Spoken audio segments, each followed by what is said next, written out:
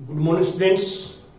आज हम 10th class में चैप्टर नंबर 5 समानांतर श्रेणी अर्थमेटिक प्रोग्रेशंस, इंग्लिश में बोलते हैं अर्थमेटिक प्रोग्रेशंस, ये चैप्टर स्टार्ट करते हैं। तो इसकी इंट्रोडक्शंस के अंदर मैं थोड़ा सा आपको बताता हूं कि आपने इस बात पर अवश्य ध्यान दिया होगा कि प्रकृति में अनेक वस्तु जो है वस्तुएं एक निश्चित पैटर्न पे होती हैं।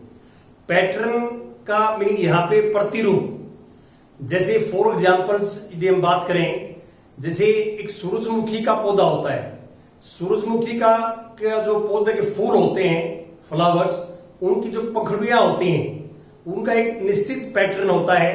आप कभी ऑब्जर्व करना उसको।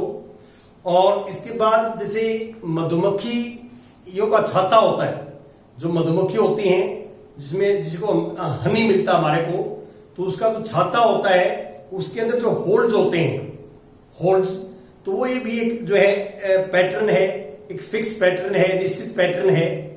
और कई टाइप के फ्रूट्स हैं हमारे पास, उनमें भी एक जो है पैटर्न दिखाई देता है हमारे को। जैसे अनानास है, और एक जो पाइन कोन का फ्रूट्स होता है, उसमें भी हमारे को एक फिक्स पैटर्न जो है आपको पता लगता है।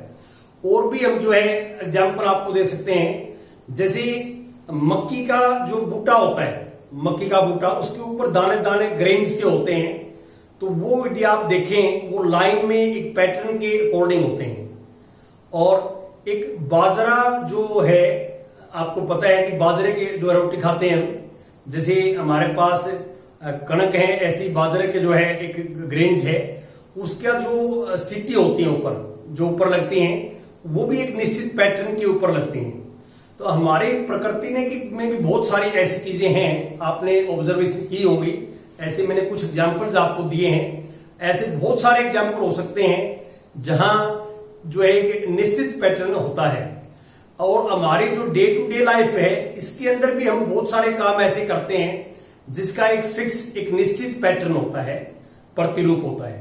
जैसे फॉर एग्जांपल्स, मैं कुछ एग्जांपल्स आपको डे टू डे लाइफ के लेता हूं, जिससे आपको ये पता लग जाए कि भी एक निश्चित पैटर्न, एक फिक्स पैटर्न जो है हम अपनी डेली लाइफ के अंदर भी देखते हैं, और नेचर के अंदर भी ऐसा होता है। नेचर में भी ऐसा पैटर्न होता है जो आपने नोट किया हो। अब मैं कुछ एग्जांपल्स ले रहा हूं, जैसे कुछ फर्स्ट स्टेटमेंट मैं बुक से ही पढ़ूंगा और कुछ जो है यहां लिखूंगा समझाने के लिए आपको। ये जो दैनिक जीवन के अंदर जो है जो समस्याएं होती हैं, उनके अंदर एक निश्चित पैटर्न होता है। हम उस पैटर्न को डिस्कस कर रहे हैं कि एक निश्चित पैटर्न, मैं आपको क्या आइडिया देना चाह रहा हूं यहां से। तो वो देखिए, रीना ने एक पद के लिए आवेदन किया और उसका चयन हो गया। उसे यह पद 8,000 रुपए के मासिक वेतन और 500 रुपए वार्षिक की वेतन वृद्धि के साथ दिया गया। देखो, इसका जो है नौकरी मिल जाती है रीना को, और 8,000 रुपए पर मंथ जो है सैलरी मिलेगी, और 500 रुपए एक साल में सैलरी इंक्रीज हो जाएगी। वार्षिक वृद्धि का मतलब क्या है? इंक्रीज हो जाना। तो बाद में क्या लिखता है? उसका वेतन पहले वर्ष, दूसरे वर्ष, तीसरे वर्ष इत्यादि में क्रम से क्या होगा। देखिए, जो रीना का वेतन है वर्षों में, वो ये पहले वर्ष मिलेगा उसको 8,000 रुपए, पूरे साल हर महीने 8,000 रुपए मिलेंगे। जैसे ही एक साल कंप्लीट हो जाएगा, दूसरा स्टार्ट होगा, तो एक साल बाद 500 रुपए और बढ़ जाएंगे उसके। अब दूसरे वर्ष जो है मिलेंगे इतना। ये फर्स्ट का है, फर्स्ट ईयर का,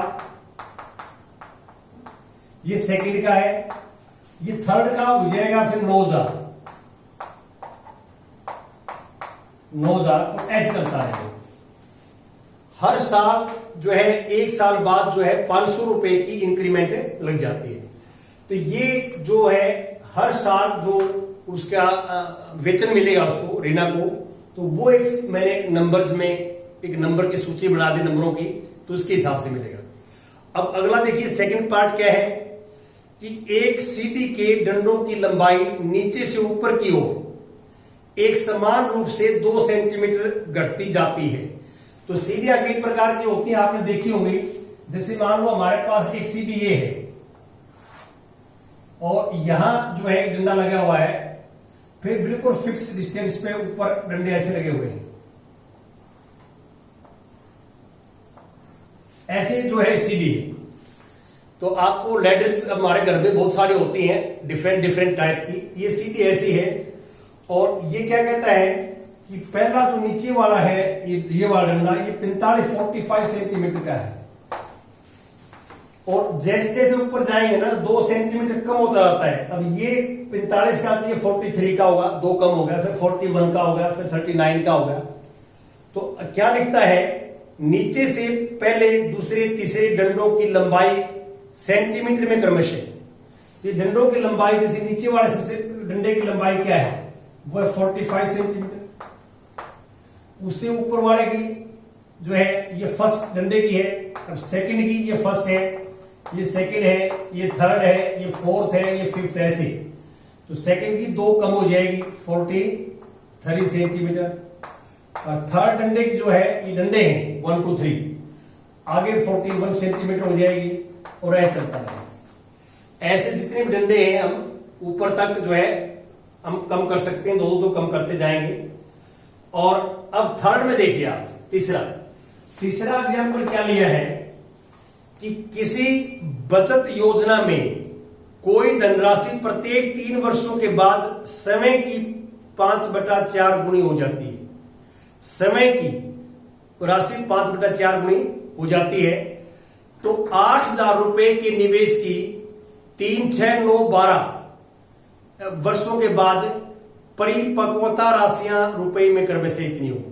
देखिए पहले फर्स्ट जो अमाउंट है 8,000 रुपए जमा करवाया स्टार्टिंग में, तो 3 साल बाद जो है उसको जो रिटर्न मिलेगा, जो अमाउंट मिलेगा उसकी बात कर रहे हैं। तो जैसे 8,000 रुपए जमा कराए, तो उसका 5/4 कह रहा है, तो इससे कट जाएगा, तो ये 2,000 आ जाएगा, 2,000 और ये 10,000। तो आप ये मान के चलो 3 साल बाद जो है 3 इयर्स जो है 3 इयर्स लेटर वो गेट करेगा 10,000 मिलेगा उसको। अब फिर क्या है, अब ये अमाउंट ये होगा अगले 3 साल का। तो अगले 3 साल बाद जो है, स्टार्टिंग से 6 साल बाद कह सकते हैं आप, या इसके 3 साल बाद कह सकते हैं। तो इस अमाउंट का 5/4 फिर हो जाएगा। तो 10,000 का 5/4 फिर निकालेंगे। तो इसको इससे करेंगे तो ये आ जाएगा हमारे पास 4 से 2 और 4 और मल्टीप्लाई वगैरह करोगे तो इसके अंदर जो है हमारे पास 2400 आएगा ये, और इसको अंदर मल्टीप्लाई करेंगे तो ये आ जाएगा टोटल अमाउंट 12,500। अब इसका 5/4 करेंगे आफ्टर 3 इयर्स इसका, तो ये आ जाएगा अमाउंट 15,625। अब इसका 3 साल बाद अमाउंट करेंगे 5/4, ये आ जाएगा 19,531.25। ऐसे चलता रहेगा। ये और आगे मान लो अमाउंट है, तो सिंपल सी बात है कि स्टार्टिंग में जो अमाउंट हमने डिपॉजिट करवाया 8,000, 3 साल बाद 8,000 का 5/4 इतना अमाउंट बन जाएगा। फिर उसके 3 साल बाद इस अमाउंट का 5/4 ये बन जाएगा, फिर इसका अमाउंट का ये बन जाएगा। तो ये हमारे पास क्वेश्चन है। अब इसका फोर्थ पार्ट देखिए। फोर्थ एग्जाम्पल में क्या है कि भुजाओं 1 2 3 मात्रकों वाले वर्गों के मात्रक वर्गों की संख्याएं क्रम से ये है। अब ये यहां क्या कह रहा है कि जैसे मान लो एक जो है यूनिट का मैंने एक वर्ग बनाया, एक साइड का, तो 1 साइड है तो इसका स्क्वायर लेना है, 1 स्क्वायर हो जाएगा। फिर 2 साइड वाला एक हमने वर्ग बनाया, तो 2 साइड वाले में एक वर्ग के 4 खाने बनेंगे। ये साइड 2 है 4 बनेंगे 2/2 का, तो इसका 2 का स्क्वायर आ जाएगा। 2 का स्क्वायर लिखा हुआ उसने कि जितने साइड का स्क्वायर है, जितनी लेंथ का स्क्वायर है, तो उसका स्क्वायर करना है। क्या करना है उसका स्क्वायर। देखो भुजाओं 1 2 3 मात्रकों वाले, तो भुजा पहले 1 मात्रक वाला है, फिर ये 2 मात्रक वाला है, फिर 3 मात्रक वाला हो गया भुजा वाला 3 वाला। और इसके अंदर जो है आप 1 1 के बनाओगे तो इसमें 9 बढ़ेंगे। कितने बढ़ेंगे? 9। ये 3 मात्रक साइड वाला है, तो इसका स्क्वायर करोगे तो 3 का स्क्वायर, आगे फिर 4 का स्क्वायर आ जाएगा ऐसा। तो ये हमारे पास एक जो है सूची बन जाएगी नंबरों की। स्टेटमेंट हम आप पढ़ोगे तो भुजाओं 1 2 3 मात्रकों वाले वर्गों के मात्रक वर्गों की संख्या है। फिर वर्ग करना है। पहला जो वर्ग है वो एक जो है यूनिट का है लेंथ, दूसरा वर्ग 2 यूनिट का है, तीसरा वर्ग 3 यूनिट का है। तो ये मान लो इतनी लेंथ के वर्ग हो तो इसमें 1 मात्रक के कितने वर्ग बनेंगे संख्या, तो उनका वर्ग हो जाएगा। जैसे 1 का वर्ग तो 1 ही, 2 का वर्ग 4 बनेंगे, इसमें 3 का वर्ग 9 बनेंगे, 4 साइड लूंगा मैं तो उसमें जो है 1 मात्रक के कितने स्क्वायर बनेंगे? 16 बनेंगे। तो ये कह रहा है, ये एक सूची बन गई जो आपके सामने दिखाई दे रही है आपको। अब इसमें पांचवा क्या है? पांचवा पढ़िए आप। फिफ्थ में क्या है कि शकीला अपनी पुत्री की गुल्लक में, पुत्री के गुल्लक में 100 रुपए तक डालती है और जब वह 1 वर्ष की हो जाती है तथा प्रत्येक वर्ष इसमें 50 रुपए की वृद्धि करती है। स्टार्टिंग में जब शकीला की पुत्री है स्टार्ट में हुई तो 100 रुपए गुल्लक में डाल दिए और 1 साल बाद 50 रुपए बढ़ाती रही। तो आप क्लियर है कि बिल्कुल स्टार्टिंग के अंदर 100 रुपए डाले, फिर 1 साल के होने के बाद में 150 रुपए हो गए, फिर 1 साल बाद 200 रुपए हो गए। हर साल 50 रुपए बढ़ाती रहती है, हर साल 50 रुपए बढ़ाती है। और एक छठा आप देख सकते हैं, छठा क्या है मैं पढ़ देता हूं, लास्ट एग्जाम्पल है ये कि खरगोशों का एक युगम अपने पहले महीने में प्रजनन करने के योग्य नहीं। युगम है, मेल और फीमेल है, 2 जो है खरगोश हैं, एक मेल एक फीमेल है, और पहले महीने 1 महीने कोई प्रजनन नहीं होगा, छोटे बच्चे हैं वो। दूसरे और प्रत्येक आने वाले महीने में, दूसरा महीने में और प्रत्येक आगे आने वाले महीने में वो जो है एक नए युगम का प्रजनन करते हैं, नए युगम का। तो प्रत्येक नया युगम अपने दूसरे महीने और प्रत्येक आने वाले महीने में एक नए युगम का प्रजनन करता है। मान लो जो है पहले जो युगम था खरगोशों का, उसने दूसरे महीने के अंत में एक नया जो है खरगोशों का जोड़ा दे दिया, प्रजनन किया, तो वही फार्मूला उनको लगेगा। 1 महीने वो प्रजनन नहीं करेंगे, बच्चे हैं, और दूसरा महीने के एंड में उनका भी वो भी एक युगम प्रजनन करते रहेंगे इस सीक्वेंस के अंदर। और ये मानते हुए कि किसी खरगोश की मृत्यु नहीं होती, तो पहले दूसरे तीसरे छठे महीने के प्रारंभ में खरगोशों के युगम की संख्या क्रमशः क्या होगी। देखो स्टार्टिंग के अंदर हमारे पास क्या है, स्टार्टिंग के अंदर हमारे पास क्या है, खरगोशों का एक युगम है, खरगोशों का एक युगम है स्टार्टिंग में हमारे पास। तो अब पहले महीने में क्या है, फर्स्ट मंथ में एक जो है संख्या है, सिर्फ एक युगम है, युगम होता जोड़ा, तो उसको संख्या 1 मानेंगे, एक युगम है पहले महीने में। दूसरे महीने के अंत तक भी 1 है वो, वही क्यों पहले महीने में तो प्रजनन करेगा नहीं, और दूसरे महीने के अंदर जो है प्रजनन स्टार्ट होगा, तो दूसरा महीना खत्म होगा तब एक नया जोड़ा हमारे पास आएगा, तो इसलिए दूसरे महीने में भी 1 रहेगा। अब तीसरा महीना जो होगा, तीसरे महीने में 2 हो जाएंगे, तीसरे महीने में 2, और तीसरे महीने के एंड में क्या होगा कि जो नया जोड़ा आया वो तो प्रजनन करेगा नहीं, क्योंकि वो 1 महीने बाद करता है, और जो स्टार्टिंग वाला जोड़ा है वो करेगा, तो वो 3 हो जाएंगे, 3। अब अगला जो है 5वां महीना, 5वें महीने में टोटल हो जाएंगे हमारे 5, ऐसे करेंगे 5वें महीने में हो जाएंगे आप। तो आपकी बुक में एक चित्र भी बना रखा है, तो बिल्कुल सिंपल आपने इसको समझना है कि क्या कहना चाहता है कि जो नया जोड़ा प्रजनन होके आएगा खरगोशों का, वो 1 महीने तक पहले महीने प्रजनन नहीं करेगा, और दूसरा महीने भी प्रजनन करेगा, तो दूसरे महीने के एंड में, दूसरा महीने के एंड में तीसरे के स्टार्ट में करेगा। वो जो मोमेंट होगा सेकेंड मंथ का एंड और थर्ड का स्टार्टिंग, हर महीने में फॉर्मूला लगेगा। तो ये आपने ध्यान रखना है।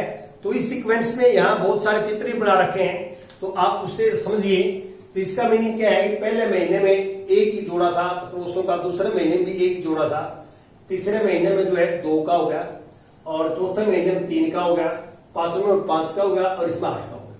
तो ऐसे ये सीक्वेंस और आगे भी बढ़ सकती है, लेकिन इसने सिर्फ 6 महीनों की बात की है।